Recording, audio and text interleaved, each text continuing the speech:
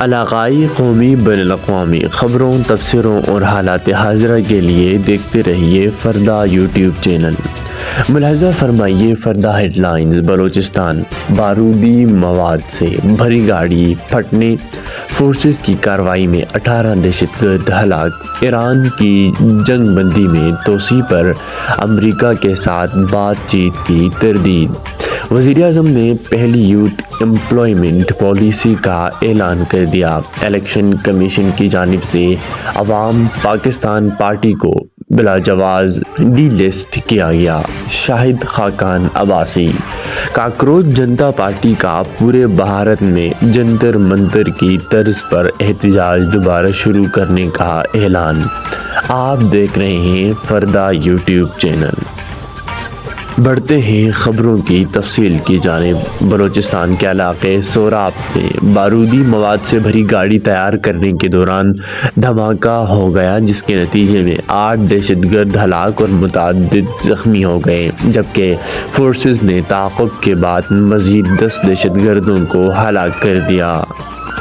پاک فوج کے شعبہ تعلقات عامہ ISPR نے کہا کہ دہشت گردوں کے ذخیرہ کیے گئے دیگر بارودی مواد کے دھماکوں سے قریبی علاقے میں موجود 3 شہری بھی جاں بحق ہو گئے۔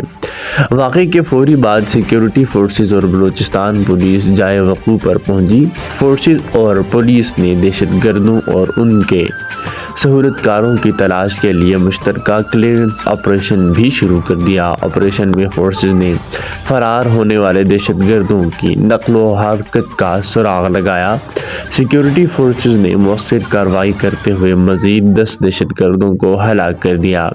ISPR کے مطابق ان واقعات میں اب تک فتنہ الہندوستان سے وابستہ 18 دہشت گرد ہلاک ہوئے، جبکہ شدید فائرنگ کے تبادلے کے دوران 8 بہادر جوان بھی زخمی ہوئے۔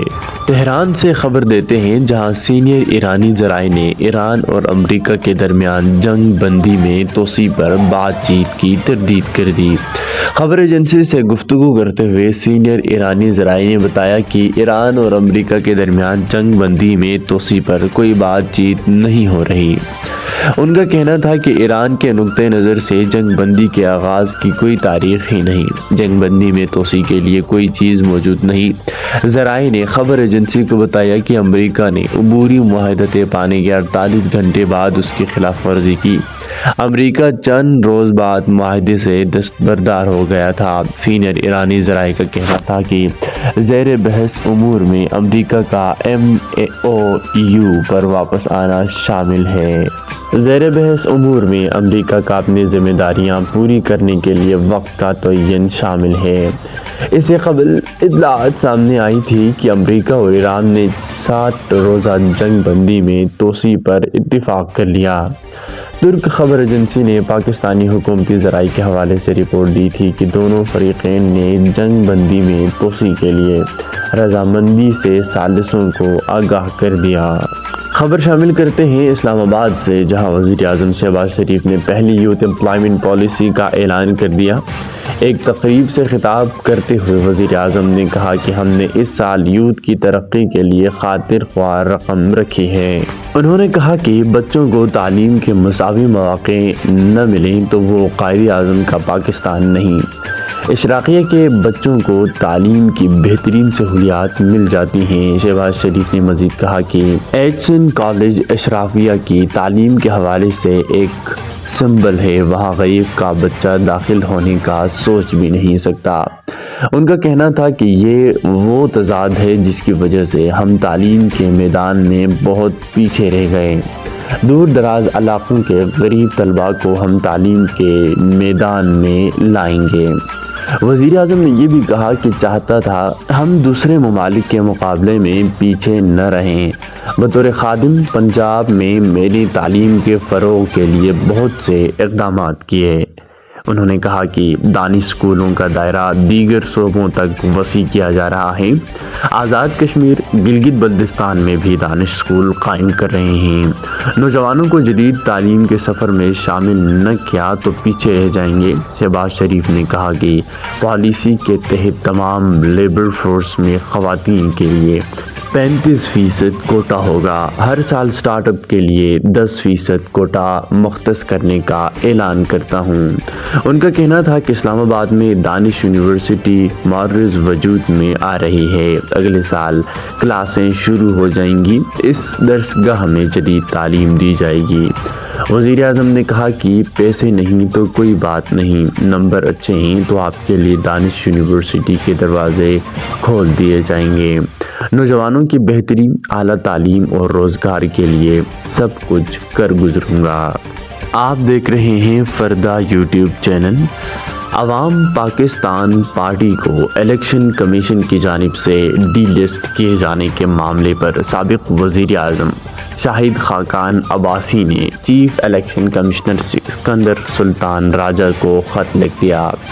اپنے خط میں شاہد خاقان عباسی نے کہا کہ الیکشن کمیشن کی جانب سے عوام پاکستان پارٹی کو بلا جواز ڈی لسٹ کیا گیا۔ حیرت ہوئی، انٹرا پارٹی الیکشن نہ کروانے پر عوام پاکستان کو ڈی لسٹ کیا گیا۔ کہا کہ پارٹی نے قومی جنرل کونسل، قومی عہدیداران کے انٹرا پارٹی الیکشن کروائے۔